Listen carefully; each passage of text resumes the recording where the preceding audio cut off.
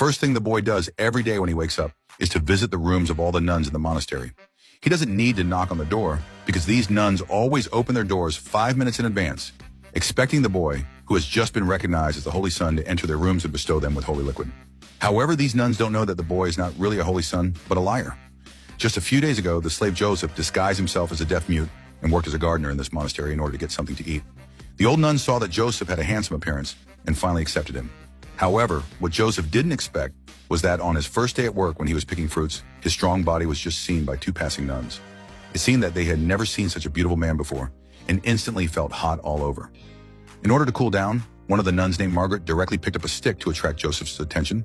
When Joseph got down from the tree, he thought the nun wanted to ask him a question and continued to maintain his deaf-mute persona. Margaret also realized that Joseph might not be able to speak, so she said nothing and directly pulled him into a nearby hidden warehouse. After entering, Margaret immediately lay on the ground and made a gesture to Joseph, but Joseph still didn't understand what she wanted. The next second, Margaret tugged at her skirt, and this time Joseph finally understood her meaning. Half an hour later, Margaret, who had completely cooled down, walked out of the warehouse with great satisfaction and praised to her companion that she had just seemed to see heaven. After hearing this, the companion didn't wait for Joseph to rest and also got into the warehouse. Another half an hour later, the other nun walked out, and the two left very satisfied, agreeing to keep the secret. At this time, Joseph had no energy left. He just wanted to lie on the ground and rest, but he was seen by an old nun passing by. Looking at the young and strong Joseph, the old nun also became interested.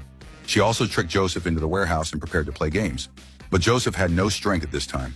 He angrily complained to the old nun about the process of being taught a lesson by the 2 nuns just now. Unexpectedly, the old nun seemed to have known this matter for a long time, but what she cared more about was that Joseph had actually spoken.